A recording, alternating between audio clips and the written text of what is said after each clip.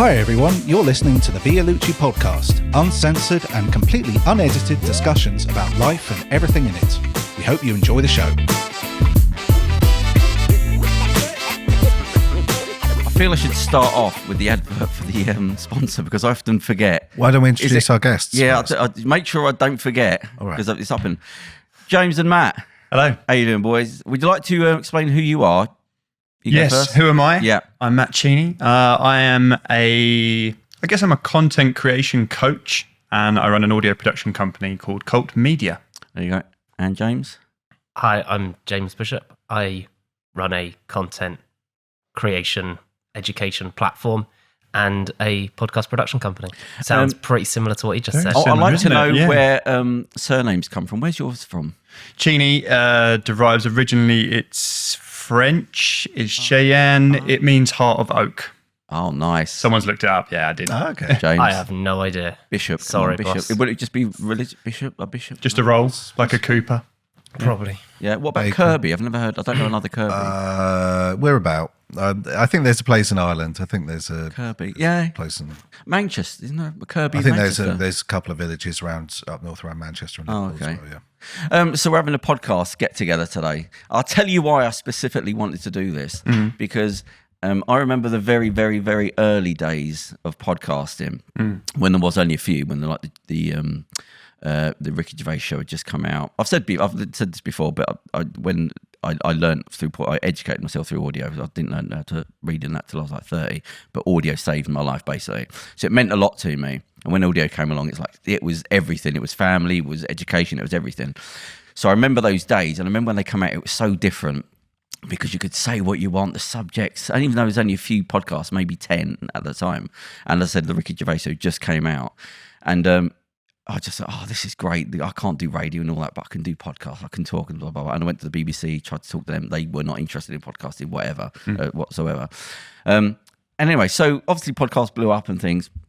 And then because it got so big, I noticed capitalism started to creep in. And I don't mean like when there was lots of millions, because it was still, people were holding their own, but it's really now started to creep in where it's just adverts jammed in everywhere, which is so, and so it was, and then I've noticed what they started doing is, I remember when you start this episode trying to plug the sponsor. No, that's fine. No, I'll tell you, but I've said this before about the sponsors. The only ones we use is Our sponsor's great, by the way. No. They're different. The ones we use is because I've spoke to them beforehand. I turn more down than, even though I've got no right to, but because I'll only hand pick specific people, as I was just saying to Graham beforehand. It's only because I bought this drink, and then I liked it, and I got in contact. The same happened with Noble Water. I got in contact with them. I liked them. I met them. They're friendly. I had a half-hour conversation on the phone with Teresa, who owns this company, before I even decided to do anything, because I will not do cold adverts. That's so radio. when Teresa's listened to this, so far you've mentioned the sponsor four times. You've not said its name, but you have said the name of it. No, I do want to do a proper advert to talk about it, which I will jam in. But so we know about Noble Water, but they're not the sponsor. Yeah, they are. Yeah, there's two of them. But no, I'm going to do a proper thing about this because I'm just glossing over it for the second. Yeah. But the podcasting. So what had happened is, it really started to ramp up recently, where they were just jamming in arbitrary adverts into things that should not be there. Mid-sentence, mid-word, doesn't matter. So it's like, and like the other thing I noticed was, I remember when podcasters used to talk about how much they were getting, and that stopped about 10 years ago. And I remember the moment when, because they were making too much money, so they had to stop talking about it. And then I noticed that one bit by bit they stopped mentioning other shows, which people would always do in the early days of podcasting. They would say, I listened to this show, I like the thing, and it started to go away. And it's only in the last year where it's fully kicked in, where people are saying, oh no, it's probably not a good idea to mention it. I'm thinking, F you, that's not what podcasting was about. It's like it's completely infiltrated. So because every podcaster's panicking about every other, as if there's a limited amount of time in your life to listen, I thought, I just want to get some, well, you know what I mean. I'm going to get some podcasters on that are in London, because I think that London is the home of podcasting. What with the Ricky Gervais show starting there and the early days of it, and I thought, no, there's going to be a fight back. I'm not this captain. It's like a family member that's being kicked around, and I think no, I'm going to fight for what podcasting used to mean. So I want to have more podcasters and podcast people on the show within London, because London will be the home of podcasting. Even if it kills me, I'll make it happen. So, but that's only half the battle, because then, like I said, with the advert people, the sponsors, I have to sort of like the people. So I kept an eye on you two with various things, seen how you were, seen how you reacted, especially on LinkedIn, things like that. And I thought, that's the way it should be done. It's nice and simple. You're doing your thing. You're actually doing stuff. You're moving. That's what I feel like, rather than these big capitalist things that come in. Having said that, I did speak to Ross, who owns CEO of Acast, which is a big company, and I like him, and I like what they're doing. And I was going to get him on the show, but they're floating the company at the moment, so he's trying to prepare it. He hasn't got time. I hope I can say that. Well, I think it might be out there by now, but they're trying to float the company. But he's the fly in the ointment, because I actually really do like him, and I like what he stands for, but he was too busy to get. So anyway, that's why I've decided to get some people down in London that are doing it, and they're nice people, and that's why you're here. When are they getting here? Yeah, exactly. Yeah.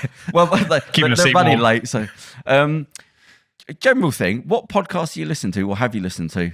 Top of your head, top couple. So my podcast consumption is vacuous. Yeah. I listen to basically YouTubers that make podcasts. So my go-tos are like Impulsive, Happy Hour, that kind of stuff. Okay. Call Her Daddy, like trash. Oh, and what Nothing are these? sensible. Interview shows, or just chat general? They're like YouTubers that have got people that know how to make content properly, basically. And what's the narrative though of these sort of shows? Well, they have engaged audiences, right? So they abide by slightly different rules. But I mean, are they just talking culture? Is it an interview based? Yeah, they're just interview based shows. Oh, okay. Well, I listen to a whole mix of stuff. Yeah, of course. Yeah. I try to listen to as little as possible. Yeah.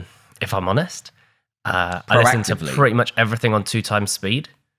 No, so I was thinking about this. Chew through. I just scrub between a Monday and a Friday. I just scrub content constantly. Like on the way up here, I just listened to, like one of those shows. And obviously, I listen to Gary V. He speaks at 2x speed. So how do you follow that? I don't. I give that the time it needs, because that's like go back. He's already done it for you. He's done the hard work. Because that changed in the way you say that, like audio changed everything. Listening to his content at scale and then implementing what he actually says has got me from where I was to where I am. And what does he do? I mean, what is his show about? Is it about creating podcasts? No, it's just about how would you describe what it's about? Entrepreneurship and marketing merging, right, like building a brand, and how do you engage people? Right. How do you create something that can be accessed and so shared? I'm worried that I never thought you'd mentioned this about listening. Who did we interview? Oh, was it the Reebok fella? Yeah. And you said, I'd heard about people listening to things on double speed. Yeah. But it was finally at my door. It was like 28 days later, when they say when she's explaining that the zombies were a thing and you thought there was violence, and then suddenly they were at your door. Yeah. That's what I thought when you said. I thought that's a thing that some people do out there. When you said I had to listen. This is an act of violence perpetrated against me and my community. Well, it's audio. You can't fast forward. But now you've said it. It's just like. Well, it does depend. So I listen to a lot of Web3, NFT, crypto stuff, and then I listen to that at normal speed because my brain needs it more slowly in order detailed to information. Absorb it. But like, Jack Mate talking to Vidal Riley, I can listen to that fast. But you're not worried society's pushing something forward that probably, because then your grandkids will be doing it on 4 speed. Do you know what I mean? It will go that way. Well, the most valuable asset you've got is time. You've got to look after it. Have you ever done that? What's that? Listen to 2 things. Speed. Yeah, lots. Especially entrepreneurial stuff, crypto stuff. I used to listen at top speed because of the different viewpoints. People, especially with something like crypto, they're talking about, I think this is going to happen to the market. Some of it's speculation, some of it's science. And you need to listen to a lot to actually get a good idea of what you believe is true. Are you taking it in at double speed? Yeah. You do adjust to that. You do adapt to that. Humans can adapt. It started because they didn't watch YouTube video. Like, it takes too long to watch a YouTube video because there's too much waffle. Mm. But I mean, you wouldn't say that about a film, would you? You wouldn't go to the cinema and say I watched it twice. Now, this is an interesting point. I thought this might come up today. Don't tell me what is a podcast? Because what you've discussed already today is a certain type of audio content that you have seen changed over time. If we change the word podcast for audio and we compare the word audio to video, if I told you I'm making a video, what do you think? Am I making The Matrix, or am I making a Snapchat? Okay. Am I making a corporate video for my business, or am I doing a home movie on my iPads? And my nan's got her iPad out. When I say video, your mind goes everywhere. Yeah. But when I say podcast, everyone has a preconceived notion about podcast, and that's what you've got right now. I take the time to listen to someone that's taken the time to record it for me, and I listen to it in real time. That's a certain type of podcast. Right, okay, I see what you mean. But we changed the word podcast for audio. Yeah. It changes the whole concept of what it is and how you access it and how you appreciate it. Once you speed the brain up in one part, it will go. That's what you get by the Google generation. This quick look at everything, flick.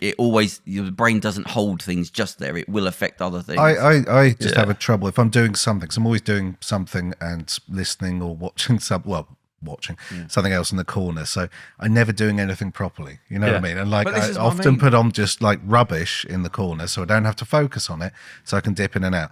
And it's the same thing. It's like if I put things on like fast speed, I just I'll be working or doing some other stuff or whatever the heck I'm doing, going on Amazon, pottering about, and then I'll realise that'll be like 20 minutes, half hour into a thing, and I'm like, I have no idea what the hell's going on. So I'm not you raise an important point there, which we talk about a lot, which is like the difference between active and passive listening. So I'm not a passive listener at all. I don't put it on in the background. I will only listen to podcasts if, like, on the train up here, I just listen to the podcast and that was it. And I go running or I'm cycling or whatever I'm doing, I'm just listening to that. I'm not a background person.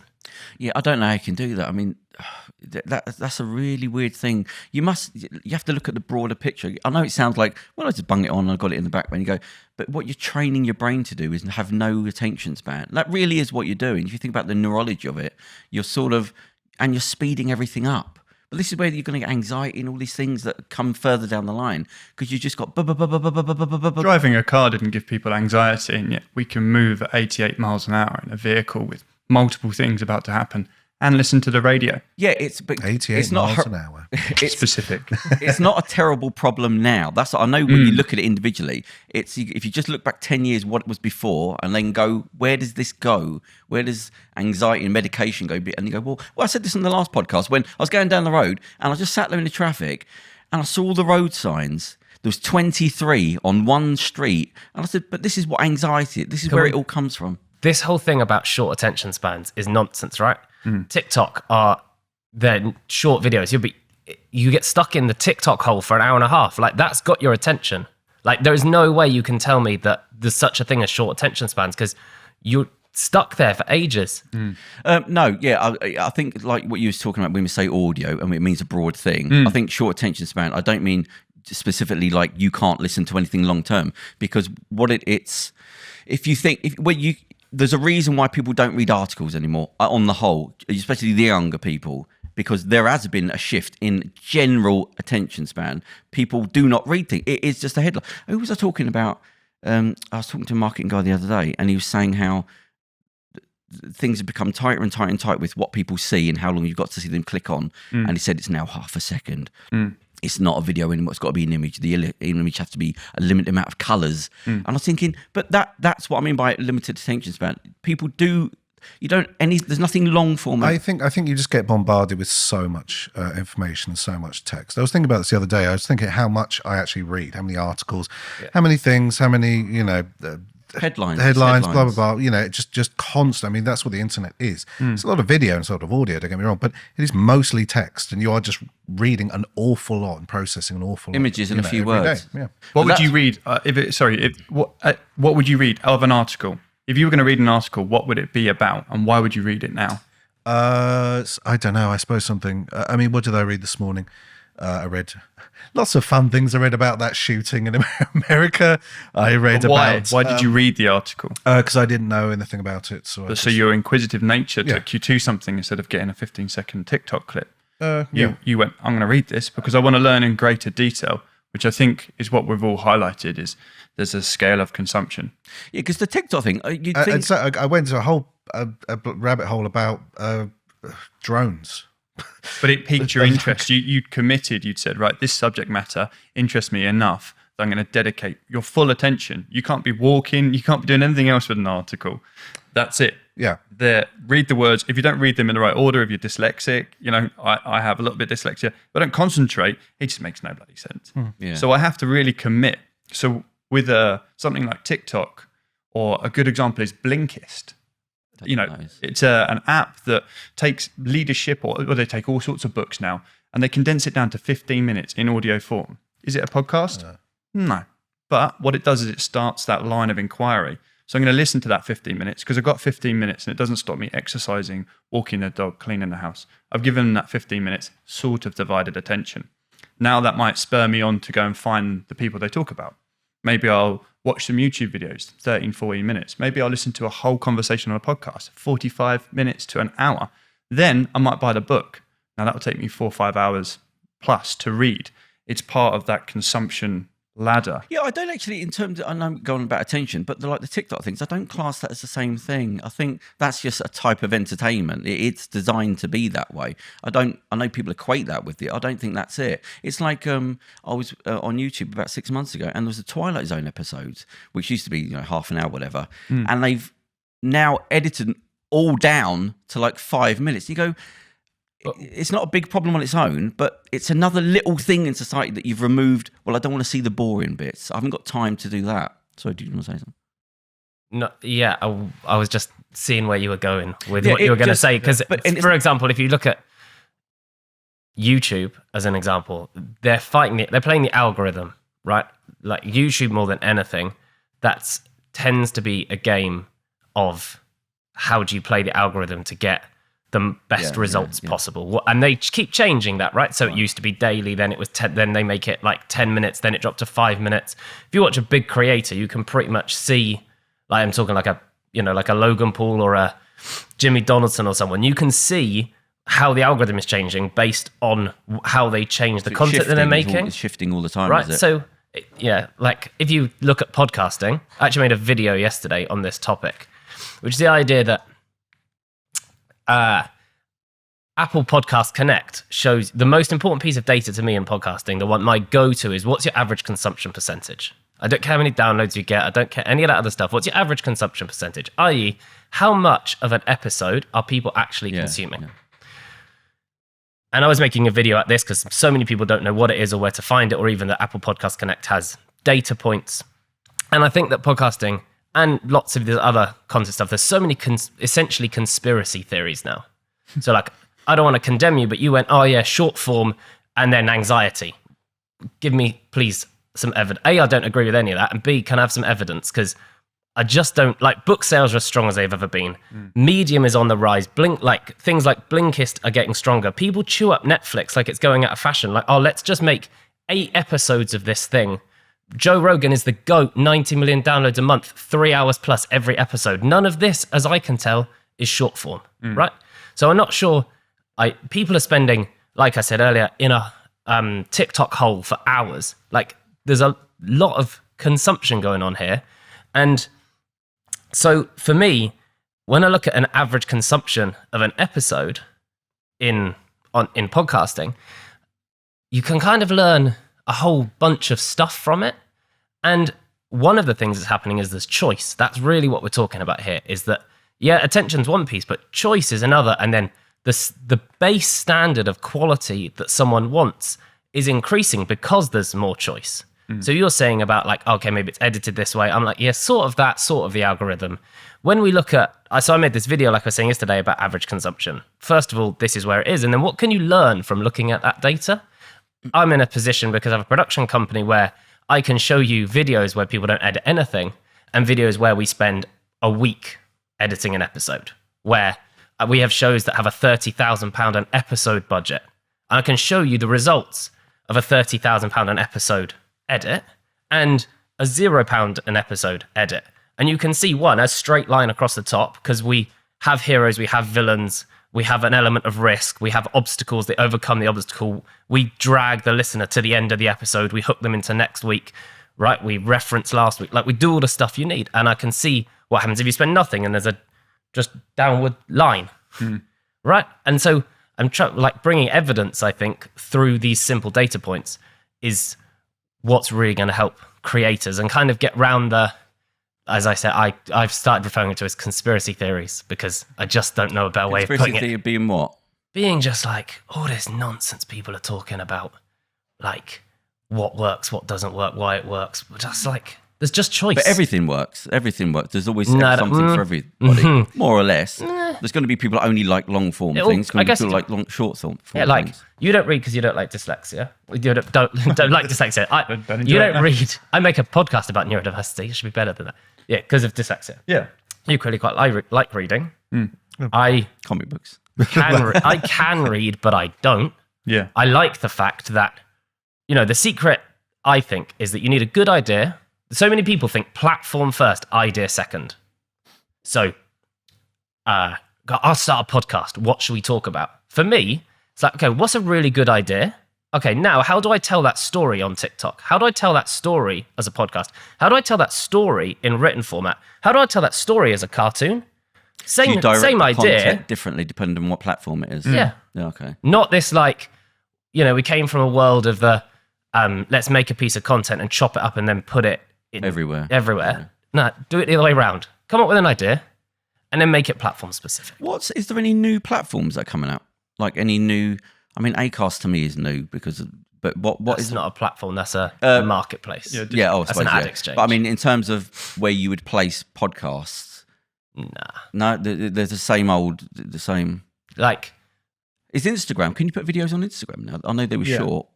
People are going to Spotify and Apple outside of other you can disagree with me if you want, but basically, Apple Podcasts and Spotify. The end. Yeah, that's the big boys. Yeah, and you need chops like I can't imagine to take them on.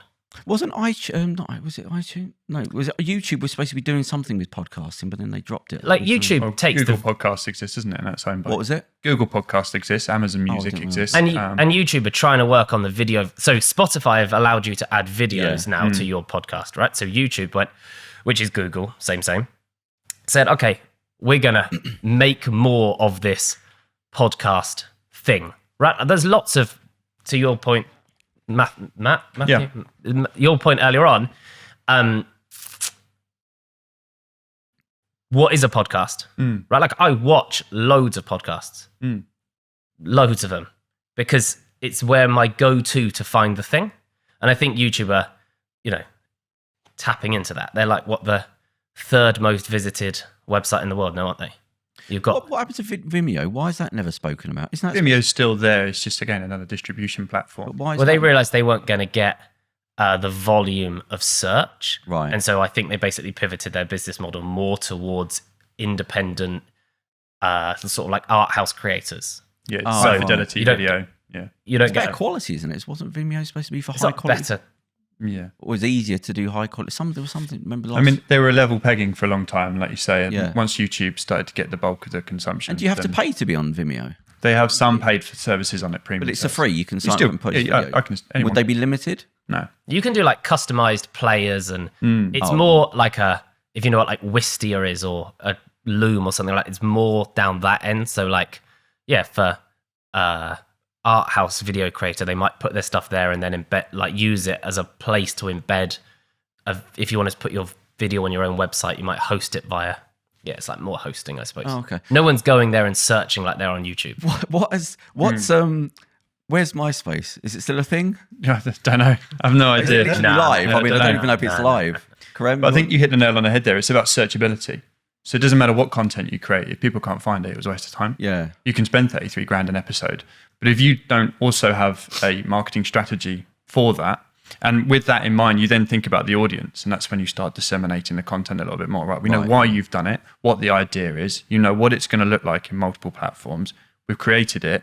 We need the audience in mind to think of discoverability. So then we might utilize the strength of short form video to pull people into our listener tunnel. Come down here, come on. And that's where a lot of people think that you can just create one piece of content and then chop it up and bring people to you. Well, if you think about how it's going to be consumed outside of the platform of iTunes or Spotify, you think about what people are going to want to hear or see, you can then stitch that into your content while you're making it, which makes it easier to repurpose or break down for marketing. So the being found is the biggest thing. Yeah, I didn't realize it's such a big thing about taking the content but specifically designing it for certain things. SEO is the next thing. That? So search engine optimization. Right, okay. What are people searching for? If they don't know the podcast, how are they going to find it? If it's about crypto, they're going to type in crypto. Where are they going to type in crypto? Well, if they know of podcasting, they'll have a podcasting app, whether it's Apple or Overcast, an aggregator, or Spotify. They're going to go into there and they're going to type in crypto. And whatever has the right optimization will come up top. Right, yeah. Whether that be views or just loads of clever keywords. And beyond that, then people will probably go to YouTube because, again, it's a consumption platform. And then beyond that, they might go to Google because we're assuming that they know they want to consume content. So they're unlikely to go straight to Google. And if they do go to Google, do you have a website in place? Do you have a Facebook group in place? When Google looks for crypto, are you going to come up? You've got to work pretty hard to be found in Google as a podcast about crypto. Right. You've both mentioned crypto. So when you say crypto, because I have to catch up with things, you mean just the currency? Yeah, cryptocurrency. It's a massive trend. Yeah. People are starting crypto podcasts and they're getting huge numbers because people want to hear about it. And they don't really know what's good and what's bad. What are they sort of discussing? Or anything. So my interest lies in Web3, not in crypto. Right, which is... So without, like, this podcast could go on a massive tangent now, right. so we'll keep it. Go for it. It will be a crypto podcast. We'll keep it super simple. Essentially, the blockchain, you've heard of the blockchain? Yeah. Right. So the blockchain is a ledger, and there's lots of crypto is built on the blockchain. Right, yeah. Yeah, it was the first thing that people sort of commonly understood to be built on blockchain technology. Blockchain is not the internet. Like, it's a really important distinction. What you think of as the internet with like Web 2. Yeah. Yeah, so how you go on your phone now and go on Amazon and stuff. What we talk about Web3 is not the internet. It's built on the blockchain, which is a ledger. The first thing they put on that was crypto. There they've put on like NFTs, so you know the JPEG things that people talk about that you buy, right? And then it fast forward 5 years, your house, all the deeds to your house will be on the blockchain. And if I want to buy your house, I send you the cash, I get the deeds. It's all verified. The blockchain works by basically everyone's checking everybody else. Right, yeah. Right, and then your car, and so if you try and cut and shut your car, the blockchain would know, and then I would know, right? Yeah. Like, what will happen is that, say this bottle of drink is really valuable, you'll be able to send that to a central store. Like, someone will come and pick it up, bag it, say it's worth money, put it in a central place. You'll create a token for it on the blockchain. And then if you want to sell it to me, I buy the token, and then I get access to go to the store to pick the thing up. Did you both own crypto, or what do you call it? Yeah. I was early days. I mean, I had a nefarious background, so I think I've still got a quarter of a coin somewhere. What coin? You know, you buy bitcoins. A quarter of a bitcoin. Quarter of a bitcoin. Yeah. You know how much that's worth? Yeah. Well, when what did I say? When I was first on that sort of stuff. Yeah. You couldn't even buy one for £1. They were like worth 0.1p. They were. And about 10 years ago, I was trying to get the doctor I know to buy one. They were £80 then. And I was trying to explain to her the wallet and all that. But I think on a wallet, on a hard drive, I've still got a quarter or something, blah, blah, blah. I would fish that out. If you've got a quarter of Bitcoin, that's worth about £12,000. Yeah, but it's only till you sell it, though, isn't it? It's not, because every now and again, That's same with everything, though, isn't it? Same with everything. Yeah. That's like saying my house is worth... It's not worth anything, is it? It's only worth what they'll pay for it. My mortgage lender would be livid. Yeah, I just thought... Someone said that's not worth anything, like mate. I just forgot it. I just left it there. But I'm talking 15 years ago, maybe That's why you listen longer. to crypto podcasts. You hear stories of people like that. Like, I found 208 Bitcoin in a well, there was a company on a hard drive. A guy was telling me, he said they specifically go into shops and buy up all the cheap old hardware and then just filter it to see if somebody's forgotten it from like 20 years ago. And it's a thing. This guy, a lot of work. There was a guy. Well, this guy. Yeah, and looking for what, like this possibly also personal details. And stuff to banking details. Yeah. Well, I'm not giving an opinion. I'm just telling you who he was, in my opinion. So when I used to work in a shop that a pawnbrokers, one of the main pawnbrokers 20 years ago, this African guy used to come in with the biggest hat, loudest bloke you've ever met in your life, hiding in with plain a big sight. hat. cartoon, big step. I met him because he used to fake falling Big cowboy over in hat. shops. Yeah, cowboy hat. Genius. He was about 6'2", weighed about 21 stone. He used to come in and he used to fall over. And I'd known him from other shops, and he'd come. It was embarrassing to watch him help himself onto the floor. And then, because I was a bit iffy anyway, I say, "Mate, get up." And I said, "What is it?" And what he used to do is, we became friends.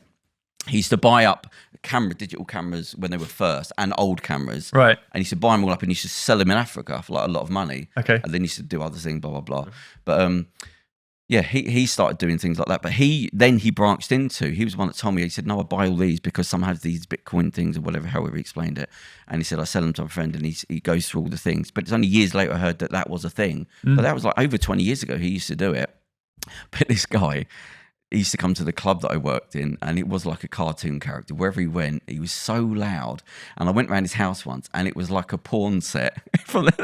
He had this massive fish tank, this massive rut in Enfield Town. This massive rut. It was so hot in there. It was like boogie nights. Yeah. Have you ever been into you go like to boogie nights when they go to the dude's house and he's just letting the other guy's letting the firecrackers off, and he's trying to buy some coke off him.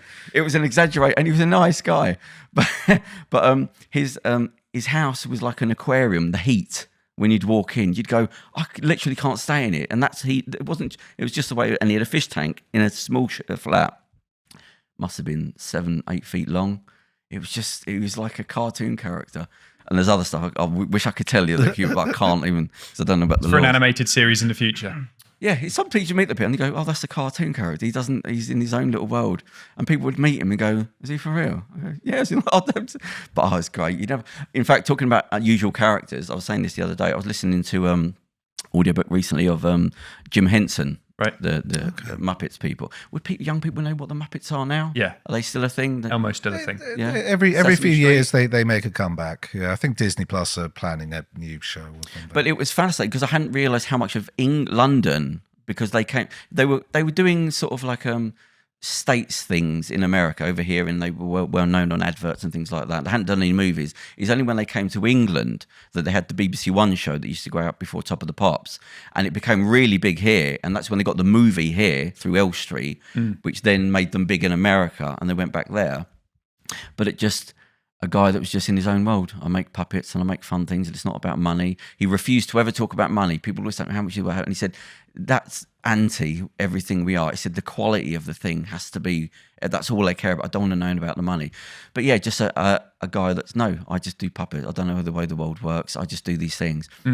And why he created certain people to represent certain things. Kermit with, it's not easy being green, representing, the black struggle at the time, and, colour and things like that. Sort of like Star Trek TOS, where everything had a political meaning. Alien, half white, half black. Yeah, we get it. That sort of thing. But it's just nice to listen to those sort of people. Again, I've said this before, to get those people, before fame became a thing to certain people where everyone's famous, where you could be at the top of your game and not care about the cameras on you. You just want to, it's just your work. You have to go back to the sort of 70s and 80s and things like that to see those sort of characters where it just wasn't about the money. It doesn't matter. There's a theme here with your podcasting as well. Your opinions on podcasting. You like that raw emotion where people aren't sure if there's going to be success. Yeah, I am out of the loop in terms of society. I freely admit it. I don't care about money. I don't do anything for money. But people I meet, it's regardless of it. I've turned down people that are well known because they want to do things over line. That's not the world I live in. I'm in my own bubble of people I want to meet. The money comes after that, I think. Yeah. So everything I've done with the magazine, the podcast, I said I've never spoke about it. I don't advertise it because it isn't done yet. And when it's done, then I'll sell the story. So I'm speaking to a PR person now. But it feels like I'm not from this world. I don't care about social media staring at me. I do these things because I like it. I don't go, who's got social media? I want to meet that person. The only person, like Joe Foster, that started Reebok, I didn't know nothing about training. I'm not into trainers, but I went and read his story and like what he'd gone through to do it. And because he's from up North Bolton, it was a bit, that's quite earthy, just the struggles of. Well, as well, it was a great story. He did. He founded an international, worldwide brand. Well, $1 billion company. Yeah, in like the 60s, 70s. And he was sending off he was having to book transatlantic calls and stuff, and they were cutting out, and he was having to send letters to distributors and stuff, and then wait 4 weeks for a response. Yeah. And orders and stuff. I mean, it's completely different. He spoke about he was so broke, getting letters through the door and dreading a letter coming through because that could be the end. And then when he started to get big, the problems got bigger with China nicking the trade the name and changing the name, and he didn't have money to fight that sort of thing.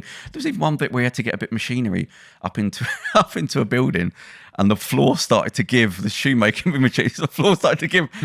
They just told everyone to walk on the edge of the room and stuff because this equipment was so heavy it was going to collapse the building. Yeah. And he like his nephew died young, his daughter died, his brother died. I think Jesus Christ, like, and still haven't. And that thing of still got to go to work. Doesn't matter. It's the thing you never know until you're running something yourself. Doesn't matter how you feel. You do not have the option of I can't be bothered because everything crumbles immediately if you take the foot off the gas.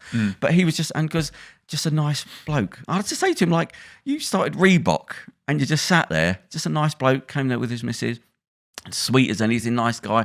And I thought, that's how you do it, man. He doesn't care about social media, I understand that nowadays that's a flaw. It's not quirky, great. It is a flaw. That's the world you live in now, tough shit. But it's nice to be, they've got that energy around them now. I want to do my thing. And so you've got a podcast. Yeah, we're doing production now. Well, as of last week. And you've got two people here who claim to know quite a lot about podcasting. Yeah. Got any questions for us? There's too many. I just dropped Too many?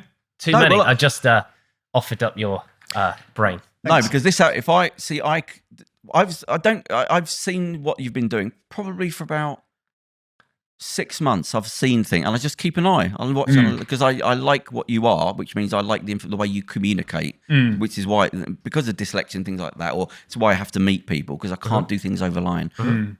So I could ask you 1,000 questions. You're actually too far ahead of me to get, because my thing is, I will only do things I like we design other guys' podcasts. I have to meet you first. It's not about who you are or how many followers you got. I want to like you because I don't want to do any work. So when we come to do things, I don't want people that feel like it's work to them. I want you to do a podcast and you're enjoying. If you have to start overanalyzing it, somebody else will deal with that. I just want to talk to people that I like. So when I speak like this, I could have asked you questions. People offer me advice online and I have to say no, sorry, because I can't work like that. It does so I have to sit there and talk to you and see how you can see how much somebody knows something, or if it's just trendy that they're just on a trend, or if they actually know things. It's to do with how people we produce very different podcasts. I think we work with different types of people. You think? Who do you work in with? what way? I work with sort of independent. What do you actually do? What do I do? I don't know. My mum asks me this. My mum stopped asking. Did she? Yeah. She doesn't knock on the Ages bedroom ago. door anymore. Well, just the kind of the celebrity-led podcast. If you had some good hyper like Ross Kemp and stuff like that, that's Oh great, God, I just tried to get in contact with content. him recently. How strange is that? There you go. Is you're in. That's so strange. Whereas I think I work more with people.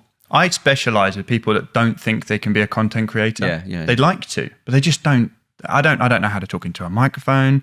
I don't know all the tech setup. How often do I publish? What do I say? How do I identify my audience?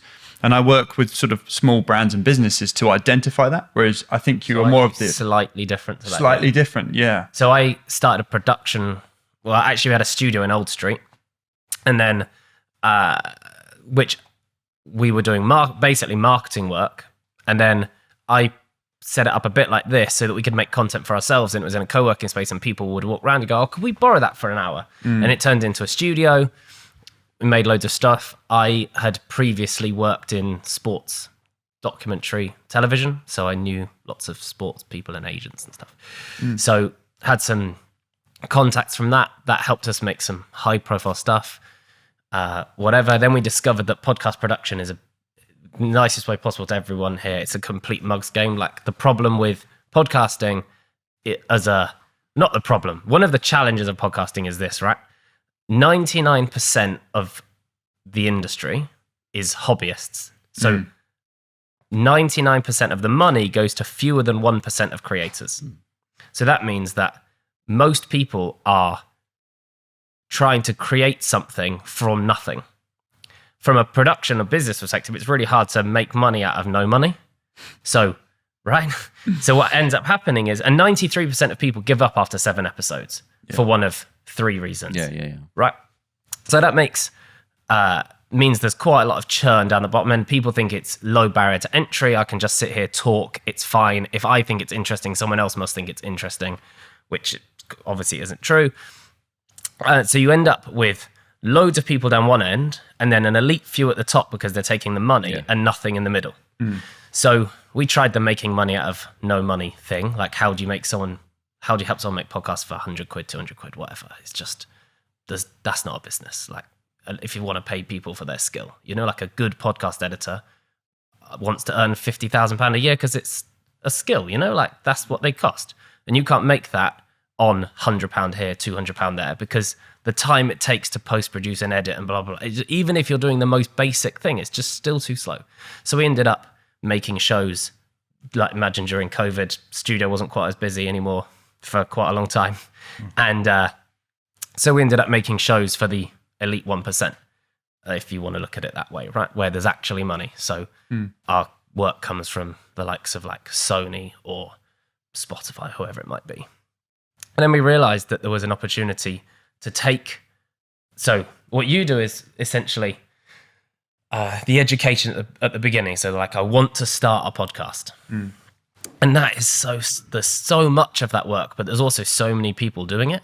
What I realized was an opportunity to take someone who's got a podcast already. So basically like they've learned to ride the bike, but now they want to be better at it. Like, what am I doing wrong? What could I learn? What are the secrets that you know from doing this all day, every day? What are the secrets you know from making shows that get millions of downloads an episode that I can, that would help me? And so found a way to democratize that knowledge, basically. What's Ross Kemp's podcast about? It was, but he's a busy man. Right. He basically spoke to people about their toughest moments. So I think a really important thing about podcasts is you find a topic to talk about that is unique to you. So what is a unique lens through which you see something that makes you relevant to talk about that topic? Because if you're not, then someone else could replace you. And the reality of a podcast is that people are turning up for the host and not the guest. Next week, tomorrow, whenever you make the next step, we won't be here, but you still will. So your listeners have a relationship with you, not with us. The go-to is, I get pitched podcasts on a regular basis, obviously. What I hear is, I want to start a podcast. And then what follows is a list of names that their ego is proudest of knowing. Yeah, I'm like, cool story, bro. Yeah. But, we're making a podcast at the moment that's got the Dalai Lama and Leonardo DiCaprio and Michelle Obama on it. So your list of people is no better than that list of people, is no whatever. That's not the point. The point is people want to become we live in a world of influence. Like you follow, you follow people. And so it's all about who you are and the lens through which you see something and the story that you can tell. And so I guess, it's all about the building blocks of how you build that relationship and engagement with your community. I don't know, because a couple of people I've met that I've had to turn down because where they said, like, I don't know how you do this. They say, I want a podcast, but I don't know what about. I'm thinking, it's the wrong reason. It's not like going to Coachella. It's not like getting a ticket to Glastonbury. Or they'll say an idea, one. and I'm not being personal to people that might be listening, but they'll say an idea, go, well, that's 2 shows. And what about the ongoing show? And you have to go, I know where this ends. I'm not grabbing at money, so I know where this ends. It's too much hard work if you haven't got an idea. We always start with why? Always What's the point of this? Why? Why do you want to do this? Honestly, where's this going? I think it's something to do with fame. It comes down to that. I just want to have a podcast. Everyone has a different answer to that question. But I think successful content has 4 fundamental things. My business is called Kult Media. And there's the charismatic leader, the host. That's always present. Without that lead anchor, like people won't have an affinity. And then you need devout followers. You need people that are going to make the effort to show up. Whether that's 10 people or 10,000 people is irrelevant. 10's good as long as they're committed and their consumption rate is high. Then you need a shared belief system. If you sit on your podcast and you F and Jeff and you're political and you've got all these things going on, the people watching you resonate. They have that shared belief. And then the 4th thing is ritual. Now, you talked about like impulsive and stuff like that. Their whole show, their style, that's their ritual. The way they act, the way they behave. And this influences, generations going down, and you go through social media and say, oh, you're influencing people. But that's the 4 principles. Without the rituals, the shared beliefs, the followers, and the charismatic leader, your content won't have the strength to grow and grow and grow and grow. And then that comes back to the know, understand, like, and trust, which is the KULT of my business. Yeah. I've definitely overthought it, right? But you need to know me. You can't follow me if you don't know me. You need to understand what I'm doing. Otherwise, you just think it's gobbledygook. You need to like me. Again, back to that charismatic thing, the followers. You need to trust me. You need to trust or be there. And there's this commitment. I think we had the same experience with the sort of hobbyists showing up, being like, I've got £40. What can I get? You go, okay, not much, but go out there and make content, because without those hobbyists, the market doesn't exist like it does. The old school sort of RSS brigade that were out there spending hours working out how to embed MP3s. Mm-hmm. We needed them. They were pioneers, like radio pioneers. Someone sat there in their room with a ham radio talking to a trucker 55 miles away.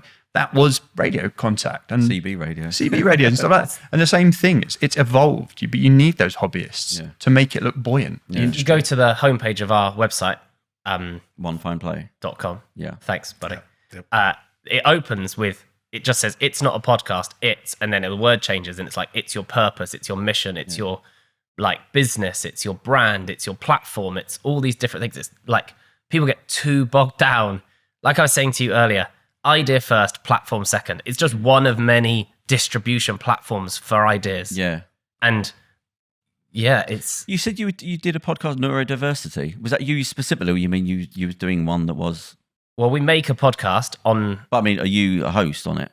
Or well, it's funny you should ask that question. The actual answer to that question is, I'm a co-host, but not really. I don't have a podcast. I'm not that silly. But for the neurodiversity podcast we make, which is called The Invisible Gift, in which the host who has dyslexia talks to other people about how dyslexia has allowed them to achieve more in life. Like all the other dyslexia podcasts and neurodiversity podcasts we looked at were all about, they will kind of soapbox about government and school and the negative side. So we're like, okay, no one wants to listen to that. Yeah. We made another show called Fear Itself, and it was really great, but people don't really like the negative thing for too long. And anyway, there has to be an upbeat snitch to the. There has to be some kind of overcoming adversity rather than adversity beating you down. So we found a phenomenal number of people who have used diversity, used some form of neurodiversity for good, or to there's so many people with it. From the obvious people talk about are like Richard Branson and Theo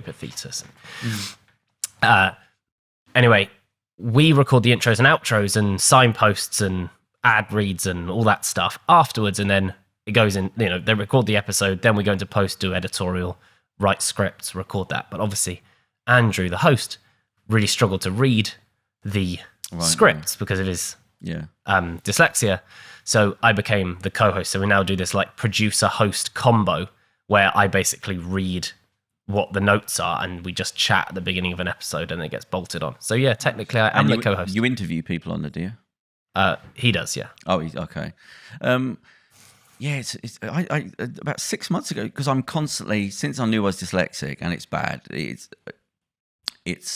I can't tell people how bad it is. I have to pretend it's not as bad as it is. But because I'm constantly, is it colour? This, is it that room? Is it when I'm doing this? Is it trying to find the weakness in it? And it was only 8 months ago. Because it's hard to explain to people that when I read, there's like a stress. It's like carrying a heavy weight when I try and read, and then you've got other stuff going on. And something happened the other day where I was marking down the other month. I was marking down numbers. 1, 2, 3, 4, 5, 1, 2, 3, 4, 5, and it's never happened before. I just thought, let me do it the other way, and I did it backwards, like from right to left, and the stress wasn't there. It's the first time I didn't feel stressed when I was jotting down something on paper, and I thought, oh wow. Having made this show for however many episodes, this stuff wouldn't surprise me. I mean, like the stories that wouldn't surprise me. The show is full of people's mechanisms for coping with, and they're all different. And they all have managed to achieve amazingly different things. But like from a production perspective, it's a tricky thing. You ask a dyslexic, to email a dyslexic person about where it is, what time it is. The number of times like they don't know our names, they don't know, they get the days wrong, the times wrong, because it does all kinds of things. In my life is having to do things over email initially, and I run them through spell check, and then I have to read something 4 times coldly to make sure there's nothing wrong, and I've used the spell check, and then even then, when they email me back and I see the message before, I'll notice a spelling mistake, and I'll go, Even the even spelling Grammarly, didn't pick it up. I That sent breaks someone my an email heart. about having a hard dick. And they didn't receive the hard dick. Was that the And typo? What did you mean? It was supposed to be hard disk, yeah. Oh, right. And everyone on that chain just Yeah. replied like, wow, this is I have to hysterical. put on it I was now like, that I am oh, dyslexic at the no. bottom, which I hate doing. But Right. it's like, You should have please. just doubled down at that point. No, I had a producer who is short in stature, and I said, "See you shorty," Oh, but no. I wanted shortly, and spell check won't get that. I think lots of people have more than one neurodiversity as well. So you meet lots of yeah, people yeah. with dyslexia and ADHD, or elements of ADHD. Or Somebody just said to me recently, whatever she it might said, be. "You do know you got ADHD?" And I was like, "Why that?" Because I never really looked into it. She said, "Because you do the thing there." And I said, "Well, ain't that normal?" She said, "No." She said, "That's a thing that you do." And I said, I said, "I'm not having two. One's enough for me. I'm not going on about Can't it." carry two. But some of the things, stuff people have achieved with it, it's just phenomenal. Well, it's that when I spoke to Stephen Fry about his depression, his mania, and they said, "Would you remove it?" And he went, "No." And I genuinely think if the biggest burden of my life is the dyslexia, but would have no, because I wouldn't have done everything else. There's no way it would have happened. Well, that's the thing is you're asking, can I delete certain portions of my Yeah. personality? And well, it's kind of And if you've done something, if you haven't, it's- then you know that's ultimately changing. You know, really big facets of who you are. So. One of our clients, which is kind of like my friend, is the Duchess of Rutland. She lives in a 360-room castle near Northampton, in Rutland, obviously, called Belvoir Castle. And she's dyslexic. And she's amazing. Kind of, quirky as you'd expect a Duchess to be. And her podcast is where she goes to visit the female custodians of other stately homes around the UK. So other women like her, and talks to them about the past, present, future of the house, the role of the women over the time in that property, what it's been like, blah, blah, blah, blah. Because women marry in, because we have the houses get passed from man to man to man. yeah. And so a word that comes up a lot is lineage. And she cannot and will not say it. She says lineage. And this show's getting hundreds of thousands of downloads. And she says lineage every time. And it comes up maybe 5 times an episode. And for the first, 6 or 7 episodes of the beginning, we were like, it's lineage. Now we just leave it. And she kind of embraces it in the way you're saying. Because her brain cannot... She even knows it's wrong, but her brain just can't do anything about it. 3 weeks ago, I was writing. What was I writing down? I was writing something down, and I was actually embarrassed for myself that I wrote it down. Realised I'd done it wrong. Yeah. Wrote it again. Yeah. Did the same mistake. Took a breath. Wrote it. It still came out wrong, and I was embarrassed for myself. Sitting going, "This is so I think morph." you just have to embrace it now. It's a waste of time being embarrassed by it, isn't the it? lady that does our the etiquette for the magazine, Emma, when we did an interview for the show, so the name's Via Lucci magazine, and she just said Via Lucci, and they said, "Oh, we got." I said, "No, leave it in. That's fine. There's nothing wrong with that." Yeah. My own handwriting now has become unlegible to me, and I just look back now sometimes at notes, and I'm like, that's just Even squiggles. doctors are embarrassed by it. Yeah. Well, the fact you're Doctors even tone it down. the fact you're even concentrate. writing anything, I get a pen in my hand and I'm like, I remember this. holding The muscle memory Yeah, goes remember weird. Which knuckle do I put this through? And that might be a thing because I'm not used. I do my notes on the old piece. Do they still do joined up writing at school? Do you know any kids? Is that a thing? I don't talk to That's many gone. kids. I mean, I haven't seen that anywhere. I don't. Yeah. No, you don't have anything to do with kids. Nah, I try to avoid them. They're annoying. Well, especially nowadays, you got to be careful. I don't know if that's because I know a guy about 6 months ago. He was writing a note, and I had to say to somebody, "Wow, look at that handwriting," and he was like 80. But it was like a piece of art. Just jot some stuff, and it was like beautiful. I thought, I wish I could do that. That's a proper thing. But it is when everything goes one way. Suddenly, things that were normal, if you do it that way, that becomes the thing that stands out by doing something normally. So I don't even know if that exists still with teaching handwriting. It's actually funny in business planning and in brainstorming. I'm so much more effective if I write with a pen than if I type. In what way? There are some. I actually have this secret layer before, say, what my team see or other people see, where I've got a pad on my desk underneath my keyboard and I've written all the stuff down there. Yeah. And then, That is really weird because there is. I think you write notes differently and you interpret things differently from your brain, especially brainstorming where you're just sort of stream of consciousness or just coming up with ideas or just free writing. If you're trying to do a thing with lines coming off it, the complexity of actually making that happen on a screen involves a logical level of thinking to use the application that Which stops takes away the brain power. It's a bit more fiddly, isn't it? Yeah, you have to do a few more steps. And if you have as many shit ideas as I do, There's a lot of lines. It's a slow process. We just turn the page, don't you, and just go, right. Yeah. People still look at me funny when I bring a pad out because I've never written anything on a laptop. I literally have to write everything on a pad, and they still look at you like you're a bit something wrong with it. Where they get their laptop out and you go, oh, for fuck's sake. Well, I look like an ape. You're getting like a quill, you're getting like a feather, and just like, A wax seal sort of thing. I'm intrigued to know when this sponsor mention is coming. Yeah, how are you going to I was shoot going to on leave it that? right till the end. I didn't want to stop the Okay. or is that yours? Well, no, we've still got 10 minutes. You're not getting away that early. No, I'm fine. I just wondered, No, because if I don't do it at the beginning of the end, I won't do it. So anyway, Well, leave it to the end. That's why I want to get it out of statement. the way at the beginning because I would forget, which I've done before. Anyway, you talking about health and drinks and things like that. You triathlon. Yeah. Did you recently injure yourself, or was that old? No, that was last Saturday. Oh, it was recent. So Triathlons. Talk to me. What's? I'm training for Ironman Barcelona. Oh, nice. Okay, So good one. Which is in October. You had trained for it. No, I am training. But was it on the day you got the injury? I'm training for Ironman in Barcelona in October, and as part of that, we did half Ironman Mallorca last Saturday. Oh, right, okay. So 1900 meter swim, 90k bike, half marathon. K-bike. So I left the start line, ran into the water with about 4 seconds, and sort of just like the water and in the sand, my right foot went down, and it kind of, and I was like, oh, that really hurts. Yeah. I wonder what's happened. But you can't really turn around because there's 5 people coming every 10 seconds. Plus, I'm not really that kind of person. So I swam off, and about halfway through the swim, I was like, oh, it doesn't hurt so much anymore. Maybe I'm going to be okay, always suspicious. And then I got out of the swim, and you have to run to get your bike. And I was like, oh, yes, not as good as I was hoping. And anyway, I carried on, did the bike, and was like, well, the bike will be all right because your foot's in a fixed position. Yeah.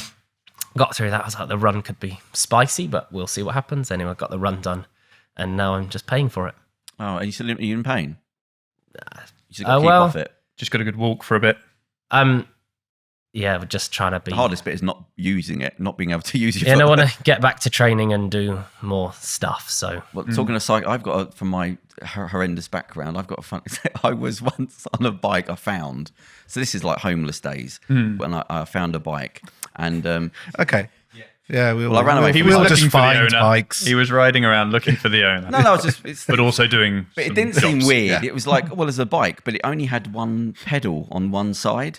Okay, and you still decided this was nothing normal. It was something more than nothing. It was something more than nothing. So I got on it, and I had to cycle somewhere, and I realised I couldn't cycle without the other one because you need one to push down. Yeah. So because I was so smart and highly educated at school, I took the shoelace off of one and tied my foot to the other one.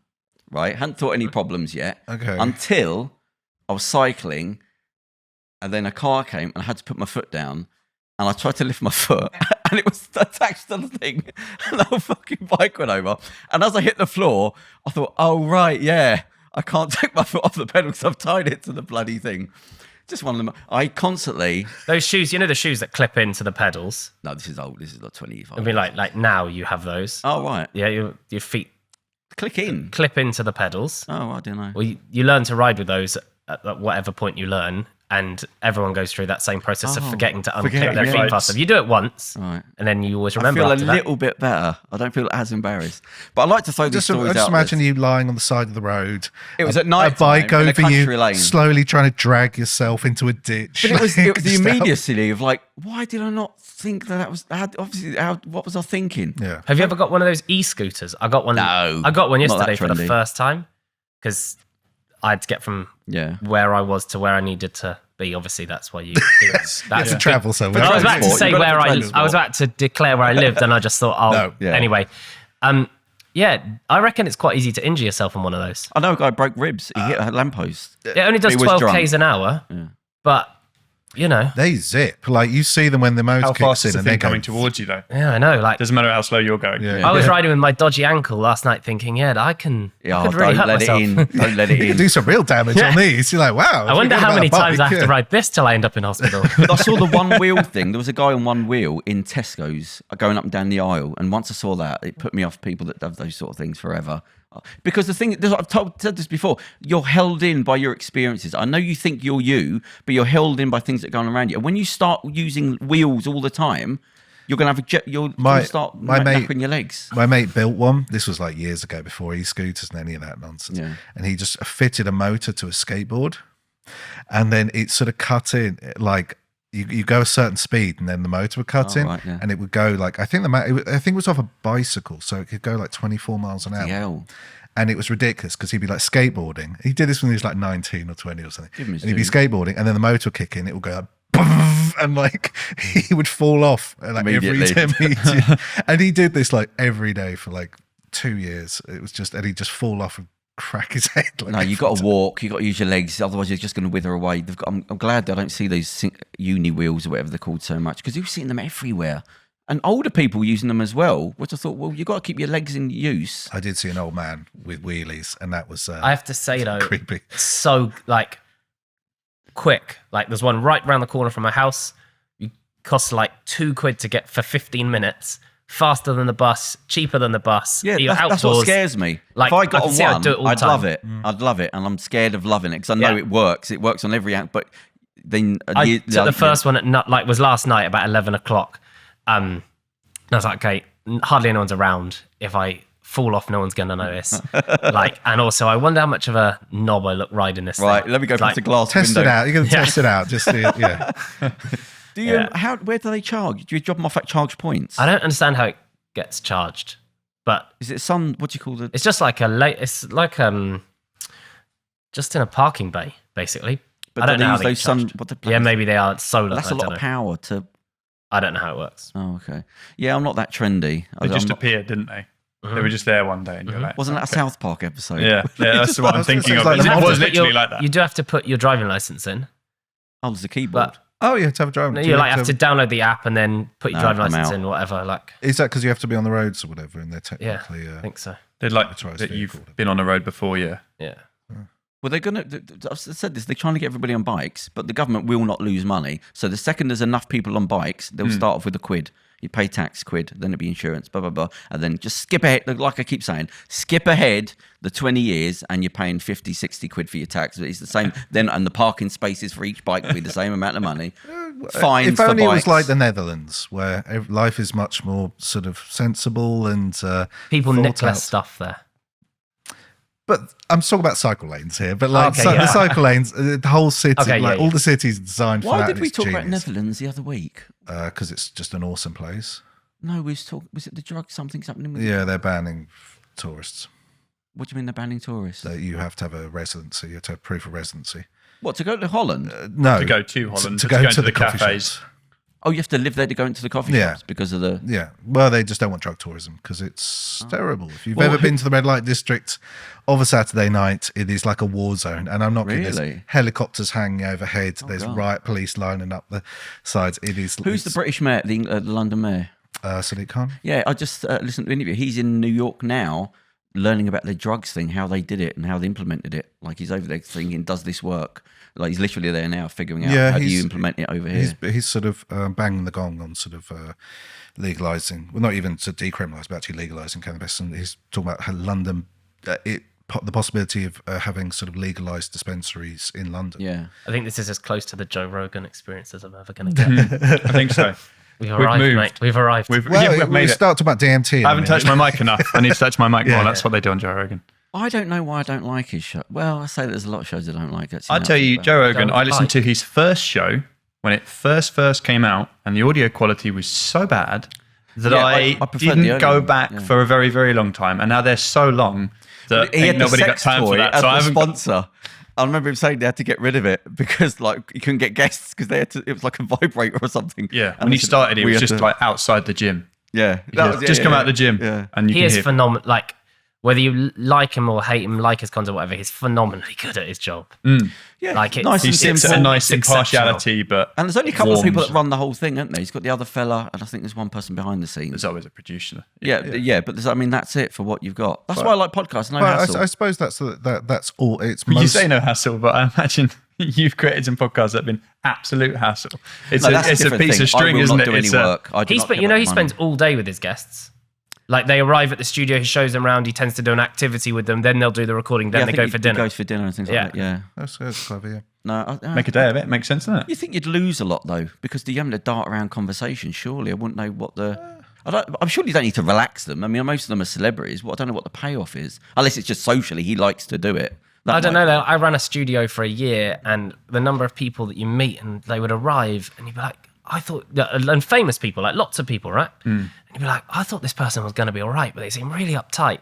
And then the thing ends, and they're like the nicest people ever. It's just like the nerves of appearing on a show, and it gets round that. Like you've actually got a few things in common. You get a bit of rapport going, and you know, so people much relax. difference. Yeah, and people do relax. I suppose that's why we do on pretty much every show. We'll do like a half-hour call, and then decide if we want that person on the show and get to know them in advance of something. So then, you know, I guess we've done a couple of early shows, and the guests that you think I can't one was passed away, but someone was saying it. But I was like, oh my God, immediately. Yeah, this is years ago, but he passed away years ago. But I don't want to say who he is. Fine. It's no, I'm not not giving going to say. That's what I'm saying. Either. But you'd think he'd know, and then it was like a wall of like wallop. Oh my God, this is going to be hard. Like I was thinking, is he annoyed about something? It's all about the circuit. So my background's television. I've been, doing documentaries and TV for 15 years. I feel like we've got probably similar stories. Yeah, we would work in the same space very closely, and we've come away from TV and gone into podcasting. But you would get warnings by producers, and they'd be like, "Just this guy's coming in. He's going to be hard work. Like, just it's going to be a tough session." And they come in, and if you charm and disarm and just be nice and ask them about what is going on in their day to the point that they've got there, they'll normally open up, and you can just get a better read. I've had people storm out on me. I've had people like swear at me, and it wasn't me. They just had other things going on, and they needed to be at capital FM for something in 20 minutes, and they were stressed that they got the line wrong. It's not me getting it wrong. They just you just put people at ease by. Ross Kemp interviewed a woman whose name escapes me, who's the longest serving female prisoner in the UK ever. She did 19 years for killing her husband. Wow. And was inside with Myra Hindley and Rose she's West. Out now. She's out now, but she was in with Myra Hindley, Rose West, and all these people. And she brought her mate that had been her best mate, who she spent 14 years inside with. And I mean, mildly intimidating.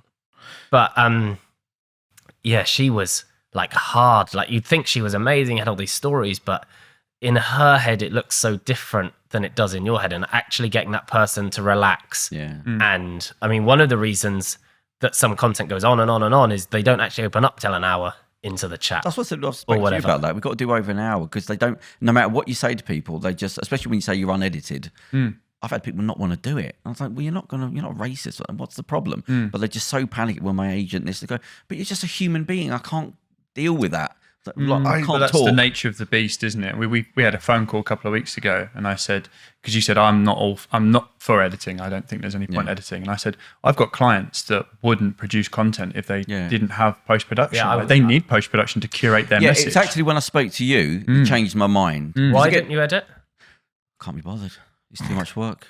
What can I ask a question? I'm not doing it as work. This is for me. Can we do some quick fire questions? Yeah, I mean, Here we go. As long as you're all right. For Why do you have to? What was the reason for it finishing in an hour? What specifically? Yeah. Is that to do with our time or? Yeah, because I'd go on for 2 hours. Half the time we have to cut it short but I want to know everything about people because I was lived in a world where I didn't know anyone. So I'm obsessed with knowing why you're you and why you think the way you do. Why are you making the show? It's for people I want to meet. Okay, so it's essentially for you, people that you want to... Yeah, I mean, there's a reason why I haven't promoted anything at the moment because it wasn't right and I didn't know if it was going to work. It wasn't a business until like this week. But it's only ever been people I want to meet and if anyone listens to it. Because again, half my life was in a hole of nothing. So I'm still like, wow, people... and talking and getting to, it's like when I listen to audiobook and I think, Jesus Christ, that's a whole person's life that's just been given to you, everything that human beings learn. So I'm still amazed by people, but it's why I have to like people before I meet them. I have to like what they're doing, and I want to be around people I can learn from. What will your exit plan be? There is no exit plan. This is it. Why do you bother getting people in here and doing this rather than just meeting? Because we could just be down the pub having a pint, and if you call me up and said, hey mate, I'd love to get to know you. Can we go for a beer or a coffee? I'd go, yeah, right. Yeah, no, there's reasons. So we've done this at various smaller places, but I'm doing something bigger in a couple of years, this is really part of the investment pack that I have to show at the end of the year. As why. Is this part of your making London the centre of? Well, it is. Podcasting. Nobody on this planet benefited from audio and is as important to audio as me. That is it. There's no other human being that went from nothing, not being able to read, to putting the magazine together. The pilot, the filming, everything I ever learned came through audio. Without audio, I'm still homeless and can't read. So that's how important it is. So we've got the academy. We're going to train people, getting the government to pay us to train people. We're going to have, I shouldn't mention all the stuff we're going to do because we have to be a leader in what we're doing. So there's a lot of various things I've pulled together to put into podcasting. So this is you learning by doing. Yeah, and I've promoted it, but I'm at that point now where it has to become a business, which is why there's a thing now that you've done what it works.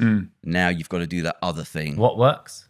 Just the fact of getting people in and having people in interesting conversations. Because it might not have worked. That's why I never promoted anything, because I don't like people talking about things they're going to do in the future. What was the determinant for success to be classed as it worked? Firstly, I had to have a regular show where I can meet people that I liked. That was, if that works, then I can talk about it then. Okay. Because I'm no expert, I can just do it. Then, because it's so important to me, and I think education is going to completely change in the future. Education of what? Everything, how people learn audio. It's not going to be people sat in a room just with books. Some people will learn through audio or just hands-on stuff. And you just teach the book thing as the background because you need that. But it's important to me. I want to change the way, because half of it's being pissed off of the schooling I had to have, which was shit. Nothing happened. They did nothing. And we live in the Victoria era still, where we get all these personalities of children and cram them in a room. Like now, we still do that now. But eventually we're going to have to go, no, at that age they go there, at that age they go there. Not stuck there, but let's see how things go. Because I learned from people that worked at the Montessori schools, which is, you bring the educators, to bring from within. And you go, no, you watch them and see where they go. As much as what a pain in the arse that is, tough shit. Because you're ruining lives by just crushing everybody into a room and hope to God that they come from good parenting, because then they'll figure something out. If not, go to crime or something else. So audio is a massive thing. So it's going to be the future. And so there has to be, I'm darting around things we're going to do. But then we have to do, podcasting to me has just started. Everything as we sit here now is stage one. It's the first generation. Okay. It has to go to another thing, which is what we're going to do. Yeah. So do you think that podcasting is on the rise? Or do you think it's had its moment? Or is it still waiting to have its moment? In terms of what's actually happening business-wise, it is its thing. But something has to leap from that to another thing, which is what we're going to try and do now. So it's not a thing you sit and listen to. Yeah, all media formats evolve, don't they, I suppose. I don't know how much more evolution a podcast can do. No, but it's going to change into an audio audio format with in 10 years, with a beginning and an end. So, I mean... Well, the word might change. It might be some... It needs to go... Audio, I think, is where it's going to go. I think there's going to be a point where... I think content is more the bigger picture. I don't think a brand or a business cannot have a platform, whether it be a website, a YouTube channel, a bit of audio, because people want to buy from people. People want to trust people. So if it's a faceless brand, who is American Express? People trust in it over the years because of the evolution of that thing, that institution. But I might have a different bank appear, like your Monzo and your Starlings and stuff, where there were people at the front of it and they were like, oh, here's all the things that you probably want. We've created a bank for you. And they created content around that. And there's blogs and there's engagement, and they sponsored events that the right audience were at.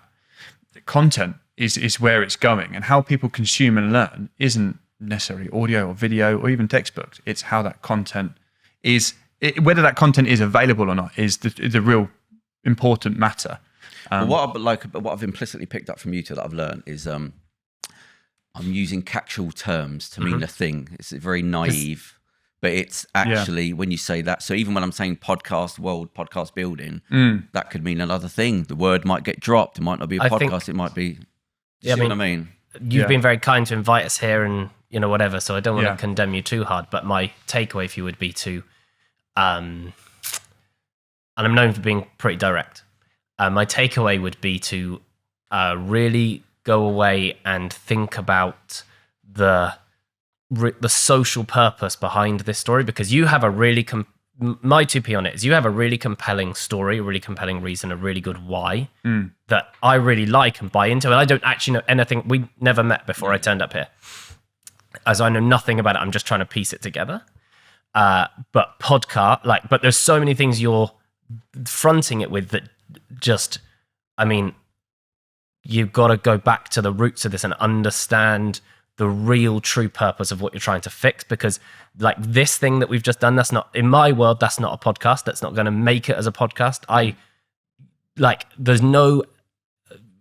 don't know what's that I'm struggling. Listener in mind isn't like there. This isn't a podcast. There's no story. There's no narrative. There's no nothing. Like the not promoting it is like, I'm struggling with a lot of these things, but your core desire to help other people to learn through audio, who like that stuff is great. And I think focus on that and what you can do, what you can bring to those people. Because for example, this would be an amazing Twitter space, right? This should be like, I know you like meeting, I was thinking about this in my head. Like you said earlier, we like meeting people in person. And I think that's important. And we haven't done that for a couple of years, and Twitter Spaces doesn't let you do that. But this would be an awesome Twitter Spaces once a day for half an hour where people drop in or you get to know people or whatever. For example, it's like, how can you use different... Matt talks about audio rather than podcasting. And I think that's the thing in your thing that you've got to look at is, I don't think you mean podcast. Well, this is a podcast. What I don't understand what you think, why it isn't a podcast. I think the content platform is distributed on, you would definitely class it as a podcast. But it's about how you utilize the podcasting platform. So we ignore the fact, the technical side of things, RSS, where it goes out, where it's distributed. And we look at the fundamentals, like I said, well, who are the followers of this and why have they sat and listened to us for today? Yeah. And knowing their why they listened gives you power, basically, to do more of it or less of it or change it. Oh, listen, when I was putting the magazine together, 100-page magazine, all different subjects, but I get this. I spoke to marketing people for 10 years. I genuinely don't care about the people that are listening, what we're doing. This is just for me, and I hope that other people are going to listen. That is it. Everything I'm doing is what I think the future should be. I don't care what it's called. In which case, so therefore we all agree, because this, like, that makes sense to me. Like, it's like I'm working on a project at the moment. It's like a legacy thing. So he's making a podcast, but it's for him. He's got doesn't really care if anybody listens to it. He just wants to document something that happened that's important to him and leave it as legacy. Yeah, because my thing was to talk about my background. I want it to be okay to come from a shit background. And that's why I say stupid things like pulling off the bike. I refuse to be put on a pedestal because I've done a magazine and all these things. I want it to be normal. I want it to look easy. It's why I don't edit things. I want you to see that maybe I swear a bit too much and maybe I didn't know things at the time and I ask stupid questions. But we've had I'll have a priest on. No reason why. He hasn't got any social media because I just wanted to know what it's like to be a priest and how you start.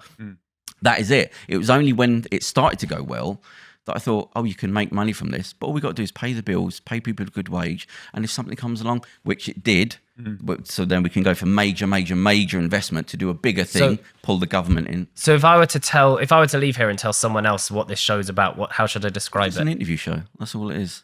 So I would no agenda. How but yeah, that's what's hard. Is you always need an agenda. But why do you think there needs to be an agenda? Well, an agenda can be a myriad of things. If we use Joe Rogan, for example, it's about him and his inquisitive mind and what he's trying to, and his format and his style is the thing that you show up for. It can be a myriad of different people, but you know that his approach will be X or Y, and he's going to try and get to certain reasonable outcomes with the research that's done prior. Would you listen to your own podcast? Yeah, I laugh my ass off at some of them. I try not to because it feels gauche when I do it. I actually feel embarrassed of myself. Yeah. But I listen back and think, yeah, that's a stupid question. And most people are more stupid than they pretend to be. What? So me asking stupid questions or asking boring questions, because I always want to know how someone got there, but I focus on the boring crap. What's another podcast that you listen to? To be honest, it doesn't work because it's mostly science stuff. I'm still learning about. Okay, but like... BBC Science ones, Australian Science ones. The BBC Science one, what's it about?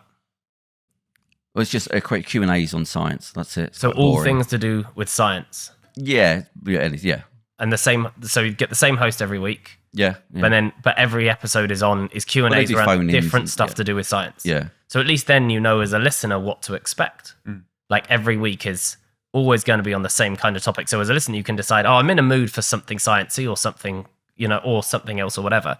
So I think that, is a really... Well, I'll tell you, do you see what I mean? You've jogged my brain, because when I my biggest single place of education was the BBC archives. When I realised they exist, the designers that went back 50 years, that was like, I can't believe you don't have to pay for this. And I loved what had happened is you'd have a scientist on, then you'd have a gardener, but I was forced to listen because I liked the show. And then I'd realise, wow, I learnt something from a gardener, which I would never go towards. And that's what I learnt, whether we talk to people from the BBC or something, the Reebok fella or the priest. It's the nuance of where you learn the base. I always try to get to where... I feel like, say you came to me from a professional standpoint, in a roundabout way to simplify this, I would say to you, cool, you've got this content, get it, great. Now, if you want to actually make this work, bring value to other people and to yourself, what would be really good to do is to understand what connects all these things, right? So like what connects all the episodes together, that will give you a North Star, right? Now, that North Star will be a thing that you can find words to articulate that as your purpose. In an ideal world, that would be connected to you because that brings you relevance to being here for every episode. So for example, you go, I had a tough start in life. Then at the age of 30, audio brought me to be able to do a whole kind of, into the next phase of my life. So I'm going on a journey to speak to other people. That can then be anybody to discover what it is in their lives that was the turning point that made, I don't know, do you see what I mean? And now we've got this North Star that connects all the conversations together. Yeah, well, because we do interviews, purpose. But I always make sure that the three hosts get together at least once a month, because I think they'll follow us and then follow the interviews, because they'll know I ask stupid questions about that I'm not embarrassed to ask about, because as I said, more people, they're more ignorant than people pretend, but I am the embarrassed, ignorant mass. So I ask stupid questions. I want to know, what was the first job you ever had in the bakery before you become a BBC exec, and what was that like, and what were you embarrassed about? And trying to make people normal so it's okay, because that's a great teaching tool.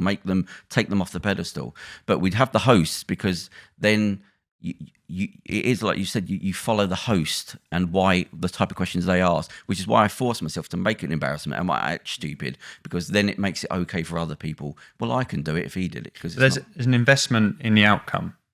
So anyone will choose to read, watch, listen to something. They're giving that investment of attention, time, focus. That they do that with an outcome. Now, the outcome could be, I just want to laugh. I'm going to listen to a comedy podcast, or I want to be entertained. I want to be educated with the science. There is always, everyone out there is making a conscious choice. You've made a conscious choice to do this because your outcome is you want to get to know people. And I think if you want people to invest into podcasting, or the concept of you producing podcasts to make the world a better place through education via audio, you have to demonstrate that there are people showing up with the same outcomes in mind. Because especially if you're going to go down one of the things that we've skirted over, but you've mentioned a couple of times, is the whole idea of like the sponsor and it making or paying for itself, right? So at the moment, I don't know how many downloads or listens or streams or whatever you're getting, but someone is supporting you, which is nearly always the case, right? And they're going, you're doing this thing. They're starting up, you're starting up. Cool, help each other. But as it starts to grow, then very quickly, one of you, either you get to a point where you understand the value of your audience, or they get to the point where they're tracking their CPA or whatever, and they'll start going, cool, how many listens do you get? And is that a mid-roll or a pre-roll, or is it a 30-second ad, a 60-second ad? Can I have a spot ad as well? Is it baked in? Is it dynamic? Do you know what I mean? Like, and then before you know it, you'll go, you'll hit the problem that everyone has, which is you can get a sponsor, and then there's this massive gap where you can't. Massive gap where you can't, right? Like huge gap where you can't. And your production value will go up. It'll all start to climb. You'll start to realize that you need to pay yourself, right? Like I charge my time at like a couple of £1,000 an hour. Oh, wow, that's $4,000 just for us to sit here for this episode. Before we've done anything, we've got these awesome boys down the end. Suddenly we need to make, right, it's getting complicated now. And then you'll get to a point where unedited doesn't work. No, yeah. Do you see what I mean? So then So you got to understand. So then your audience will become a pitch point at some point, because monetization is directly linked to the value of the listeners. Yeah, no. Why I said that I'm now at the position where it's your thing that you like doing, and it's now at that point, it's worked. And I'm talking about as of last week. Forget the year to put together with all the coronavirus and all that. It was only as of last week that we took on our first show that I agreed to take on that show. And it's now, literally as you sat here, that it's now going, now it's a business. Because I've got a marketing person that's been waiting for a year to market the thing, which I wouldn't do, and a PR person, which I spoke about. And I literally held him off. I said, I don't want to know the questions. Don't tell me the thing, because I don't even know the words you're using. Because you're going to have to learn everything about what I'm doing and try and build something around that, because I can't do these things. I don't know. It's like another language I've got to learn. Right. And so I had to find the right person that going, okay, I get you. You're not a pain in the ass. I get what you're trying to do, and I believe in where it's going. So I'll help you do this thing here.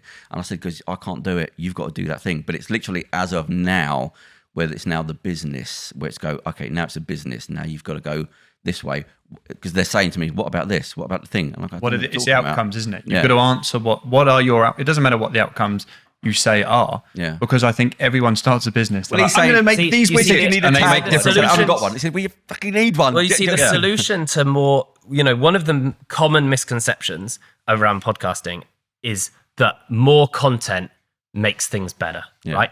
Shut up, dickface. No, it doesn't. The best, take Serial, right? The podcast Serial, 32 episodes, 30 episodes ever, 380 million downloads, right?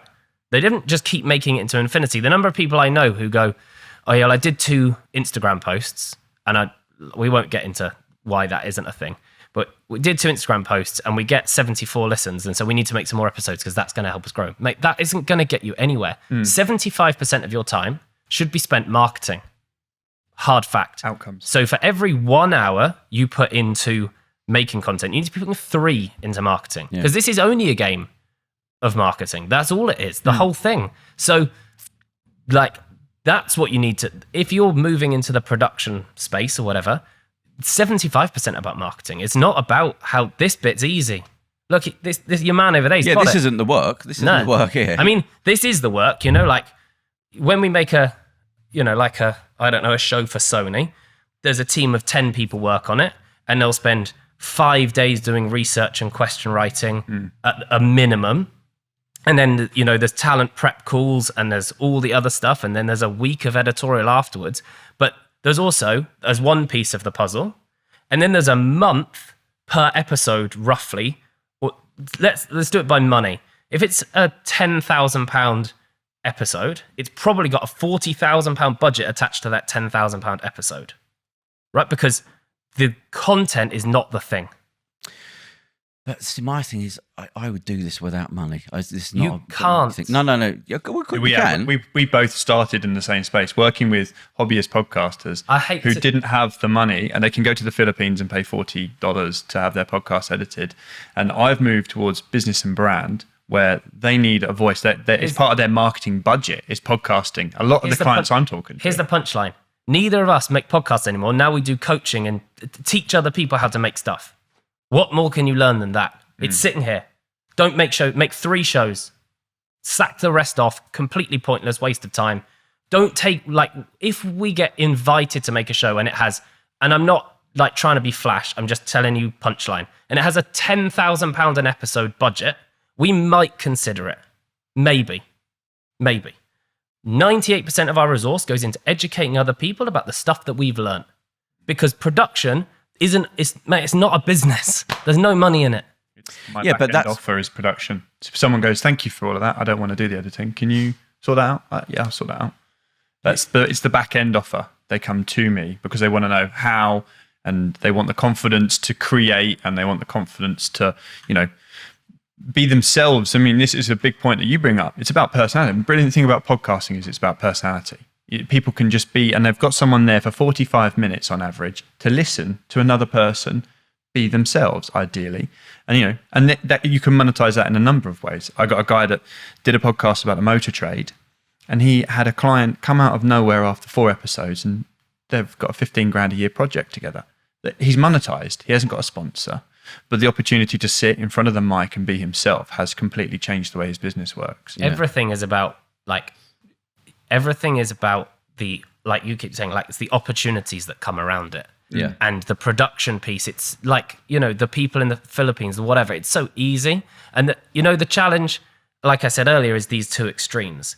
You can, there's two, it sounds extreme, but there are two massive extremes, right? And there's no middle ground. There's no business model that works in the middle. I promise you. I know literally, I don't know how many people, but hundreds of independent podcast producers. We're about to run in September with some people that I know, about to run like a one-day seminar for independent podcast producers to help them to go from struggling, can't really pay the bills, might have to get a job, independent producers, to turning that into a business that has mechanics, that can actually do stuff. Right? Like what's your plan around IP? Like you've got to have an IP plan, right? Because if I own your show, if we make your show together, I produce your show, right? Even just like this for £100, and it goes bang, and the BBC buy it, but it was my idea, I want a piece of that, please. So what's the IP? Like, what's your IP deal on every deal? And then because you need IP deal, you need like contracts and blah, blah, blah. Like this gets complicated really fast. That's what I said. But you're literally, in 3 years, you're in the week that these things are happening. Well, because I've always said everything you say about the market and the business, because I didn't know nothing about it. And people get a false impression of it because I've got the thing in the magazine. You go, but you don't know. I only know what I know. I need somebody else that knows that thing, which is why I needed a business partner. I said, there's no point trying to bolt yourself on as a business manager. There needs to be another person that's an expert in IPs and licensing and blah, blah, blah, and contracts and all that. I said, I can't even read contracts. So that's what I needed. But that's why I've always had to be around the right personalities, because half it's got to put up with me and what I don't know. Which I might have sorted out, but you're literally talking about it this week. But as I said, my thing is like, oh Christ, all I've done is half the work now.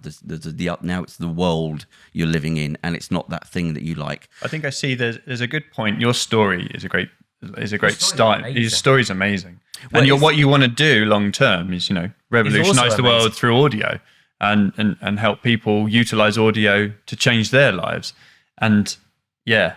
It's getting those strings to join. Exactly, that's what it is. Because I always say, but it's not that. It's hard. It's hard. I've got halfway, and it doesn't go any further without the other person, which is what took so long to talk about. Everything I've got, everything of the magazine, everything was just a story, and I didn't even want to talk about story because I'm embarrassed. It's not a story to me. It's just embarrassing. But it's only when I spoke to a PR person that's just freelance now from the BBC. She said, your story is what the thing that will make all this other stuff, which is possible, because when I met with one of the MPs and explained to him my background, he said, well, that you can sort of, I'm not going to use the words he used, but he said, yeah, you can use that to get thing and to get the funding because of a story, which sounds tacky until you... The story needs an outcome. It is. Somebody said to me, he said, things are that simple now. He said, if you've got some story, you're well known. That beats everything. But anyway. You've got all the right pieces. Just in my two Ps, you've got all the right pieces that just slightly need jiggling around a bit. Like this, we've basically just started. That's what you've got a really great idea. Like you've got a great story that leads to a great government-backed idea, and there's a piece of personal branding in there that's getting in the way that needs untangling and reorganizing. Yeah, this should be a show that helps to promote the future thing and builds a community based around the future, we'll call it education, of audio education business. And it's about you going on that journey, and what will get spat out of that is a really strong personal brand for you. But the thing you need to do is create a story that attracts an audience that's interested in that audio education business. And what you've got to be doing, I'm just going to get to the punchline and we can wrap up. You've got to be willing to fail, bro. You're doing everything you possibly can to avoid failure. You're going, I won't market it yet. I need this, I need that, I need this, I need that. Just put yourself out there and get shot down. Something happened 6 months ago. A guy said to me, he said, I admire you for sticking with it. He said, but you realise your perfection is slowing you down. Yeah, and I was like, fuck, he's right. That's that one weakness. Yeah. So that's when everything's swapped around. You can't fail because you're doing it. You messaged me. You messaged me out of the blue. I didn't know you. We never spoke before today. You said, can you come and record on Sunday? I said, no, it's a Sunday. What are you talking about? There's enough hours in the week. And then I thought about it. I thought, you know what? This is a guy who's trying. I don't know him, but he's got some hustle. I'm going to give him my time, right? because he's doing a thing. So you haven't failed. So your and you know what you say about like, I don't know nothing about social media. I don't know about this. I don't know about that. Like, that's not an excuse. That's not okay. Like, I argue with my parents, like, what do you mean no mobile banking? You're 50, you're going to live till 100. You need to understand how this works. It's not cool. No, exactly. Which what I said, it's not quirky to say I don't know. It's tough shit. You've got to be willing to go, I get 17 lessons. Yeah. That's fine. But doing it for yourself and not knowing about marketing and not promoting it yet, that's data points that are holding you back. You can't tell me. I can tell you, but you can't tell me. I can tell you that having an unedited show with no purpose and no story arc and no North Star to connect everything together is really hurting you. But you can't argue against me because you haven't got any of the data points to prove me right or wrong. Yeah, I can understand what you're saying. So you've got to get those as fast as possible and then you'll accelerate. Like, you don't need all the fancy stuff. You just need the basics. Like, just start sharing it. Where are we going? You asked me to share it, but you're not sharing it. Nah, mate. Yeah. Come on. Well, this is why I needed in the last month the marketing person and the PR, because that's the world you live in. What's the worst? This isn't anything else. You are the marketing person and the PR. Well, yeah, she said to me, you're the PR person. You don't realise it. You need to, do you know this? You need to taste it. You need to be in the trenches, like in the trenches, posting it, making it, doing it. And it's not an excuse to, you won't, all the best creators in the world, from Elon Musk to Gary Vaynerchuk, to Logan Paul, to KSI, to whoever you can think of, they edit, make, post, share everything, their own content. Casey Neistat, 12.5 million subscribers on YouTube, edited every single video, every minute on his own. He had 2 kids and he got up at 4 a.m. every day for 550 days, and he edited a video and he got it out by 9 a.m. every day, right? He did it himself. It's the only way to taste it. Everything that goes out at OneFinePlay, and I have a team of like 10 people, everything comes through me, and I do it because I can taste it. I've spoken to 1,000 creators in the last 3 years personally, on my own, right? I literally do the calls with them on my own. That's how I know what's going on. That's how I'm good at my craft. That's how I understand, how I can see it so fast. There's no excuses. If you can't outsource this to a marketing person, cool story, but they don't know. They just don't know and care. They're just like, cool, can I have some money? Thanks. Next. They don't know. They don't care. They're not living it. Every last comment on LinkedIn, I read. I know who all those people are. I know what's going on. That is the kryptonite. Yeah. That is the kryptonite. Yeah. I'm not getting involved in marketing. I had to find the other. I got the same advice though. Like, I built a business. I was like, Kult Media. I'm going to be behind that. I'm coming from Vice and the BBC and stuff like that. I'm coming away from those. But I need to set up a company. I need to be a faceless thing. All my skill and technology knowledge is just behind this facade of a business. And my business coach now has said, no, completely change that. Like, change your profile names. Make sure that the logo isn't just you. Make sure the logo is you. Change you. People are buying me. And I'm getting more people engaged because that social media is coming from me and I'm answering You can be a character of you. Yeah. So you literally write down, go to OneFinePlay.com, app.onefineplay.com/create. You get yourself a free account about your podcast. You put in your RSS feed. It asks you to do a podcast review. So it'll ask you a bunch of questions about what you are and you aren't doing. And then we've mapped out everything you need to know about podcasting into 9 modules. And within those 9 modules, it has exercises and advice, and there's videos and there's audio versions of it, and there's questions and you fill them in. And one of them is all about the host character. What's the character do you play? What are the recurring phrases that you use? What's your style? What do you like? What don't you like? All that kind of stuff. So you don't have to be you because that's uncomfortable. You can be a version of you. Right? Like, oh, no, I'm not fussed. It's just a thing I've had to learn recently because I didn't even know it was a thing. I was hiding my background. But it's only speaking to the PR person and the marketing guy. It was like speaking another language. He said, oh, you've got to... Most people said no, they didn't want to know.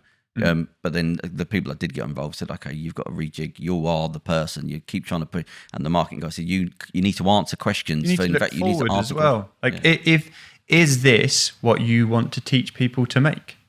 Is this podcast or the content you're putting out what you would like the future content to look like? And we go all the way back, all the way back to the start. We were talking about listening on double speed of podcasts. Someone's got to listen to this at double speed, honestly, because we haven't held anyone on a journey the whole time. There was nothing. There was no hurdles we overcame. There was no big question at the beginning. They've got to just bash through and take from it what they need. Now, people aren't very good at taking from it what they need. Right?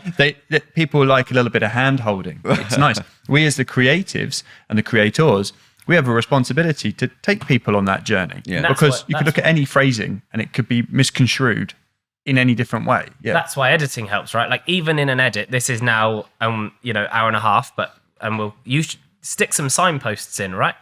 So you want to, when this finishes, stop, we'll leave. You then want to sit here and go, just want to take a minute to tell you that I'm XYZ. This is the XYZ show. I've been speaking to X and Y about this. Coming up, we're going to be talking about X. But just before I do that, I want to tell you about this week's sponsor. Yeah, I know. Right? Bish, bash, bosh. And then what happens is you've put a little jingle in and a little break. And then the listener, if nothing else, if they were like doing the gardening, whatever, it's jolted them and they're back to listening. They've gone from passive to active listening again.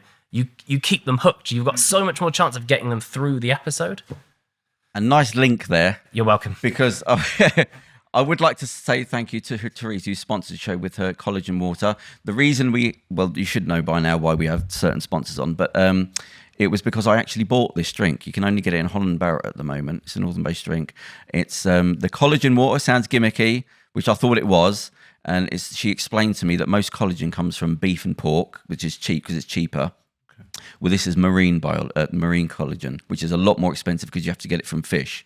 And then she's got what's the name of the stuff she's got in it? Anyway, she's got stuff to make sure it's absorbed. Because that was vegetarian then. Oh gosh, it's certainly probably not vegan. Yeah, what's the fish one? Peptides from fish. So we're definitely saying it's pescatarian. But I was worried about because a lot of things get put on water. That you don't actually absorb. It's a bit of a con. So that was the first thing. She said, no, we specifically designed this the long way round to make sure your body does absorb certain parts of this. And she said the marine collagen is very expensive, which is why people don't have these in water, but she does. And she was very decent. We spoke for about half an hour. She's very kind. She's going to come down at the show.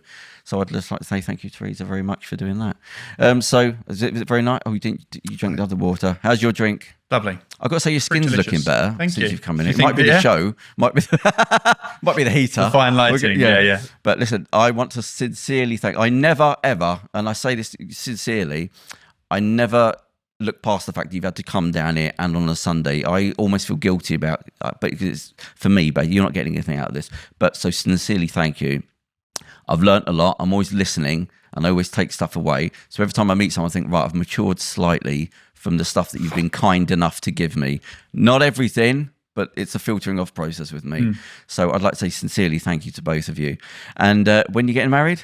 End of July. What's your wife's name? Would you like to say anything? Tasha, no. You're going to get your suit? She's on her hen do right now. So okay. Whereabouts? She does. Oh, just in England? London. Yeah, in London. Oh, okay. But thank you for having us on the podcast, and also for being brave enough to invite people about podcasting onto a podcast. It's dangerous. So, well, you withstood. I want to go against that. There's no need to be enemies. We both came for the same reason. And also, when you say we haven't taken anything from it, I have learned masses. Yeah. What not to do? No. No. My aim is always give 51%, take 49%. Right? Yeah, no. I can't wait to meet your man down there. You keep nodding every time I say stuff, so I'm fascinated. Is that Kerem? No. Oh, well, yeah, okay.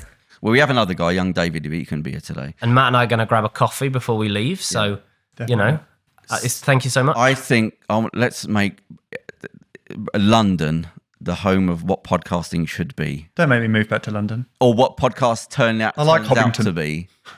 I thought you were in London. No. I'm in Sussex. Oh, see, I classed London as... That was my geography. Do you know much about podcasting in America? What do you mean know about them? I don't really listen to that many, to be honest. 3.5 years ahead of us. At least, I'd say about 6. No. I don't know if I could say this. So it's not my opinion. When podcast first started and I didn't know what I was doing, I would email people in America to say, like, how do you do podcasting? And one of the advice he gave me, he said... don't have females as a co-host, which I then went against. Jeez. Now my problem with it, he said, because we started trying to do that, but men weren't listening to females at the time. Talking 20 years ago now. Technology barrier. And I was always angry with them for saying that. So I tried the opposite. But I thought you shouldn't try and force somebody. You should just be around the guys you want to be around. And it's only recently, and I thought, he was sort of right at the time. It was only men that would listen to podcasts. But it's always stayed with me. What a horrendous statement to say to somebody.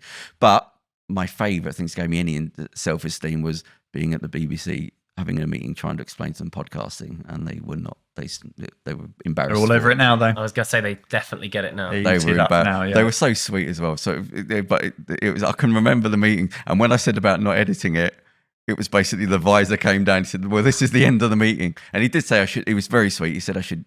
Yeah, you could talk. Why don't you do radio things? I said, no, I can't do that. I have to do podcasting. So every time I listen to the BBC shows, I think, oh, I was there trying to tell you what to do. But anyway, that's me grabbing at straws to sort of build myself up. But as I said, I've learned more now, and this is another little step forward for me. Because all the stuff I've done, it gives off the impression I'm further down the line than I am. It's just hustle that's got all this stuff, but I still need to be around people that I can learn from. So I'm sincerely thanking you. And anything I can ever do, I always say to people, if something goes wrong, an equipment breaks down and it's midnight, call me. That's my thank you to them, because I'm always indebted to people that turn up here. So sincerely, thank you very much for coming on. And go to Holland and Barrett and buy some FYX collagen water. Charles, you feeling all right? No. You had a bit of a flu. Yeah, no. But, he didn't even play the arcade machine. That's how sick he was. Yeah. Kerem, he's furious. 2 games in a row I beat him. Although... bit of practice. Yeah. All right, so listen, guys, thank you very much. Thank you. We'll be back next week with... well, I'm going to take some of your hints. Who we got next week? We got the... it's the fella who...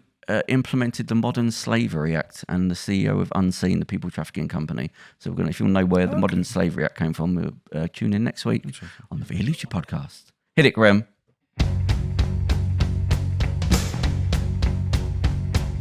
Here's your story, let's begin. The water's fine, come on, dive in. The future's here, it's right before your eyes.